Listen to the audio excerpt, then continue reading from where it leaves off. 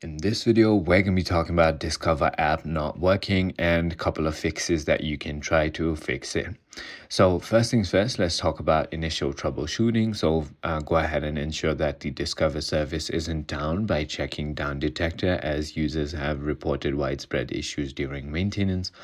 Also, completely close the app from your task manager and then reopen it. Once you've done that, a simple restart of your phone also often clears temporary glitches, so try all of those. If none of those work, if you're on Wi-Fi, try switching to mobile data or vice versa. Some users also report the app fails to load on certain Wi-Fi networks. If you are using a VPN, then that is a big no, turn it off immediately.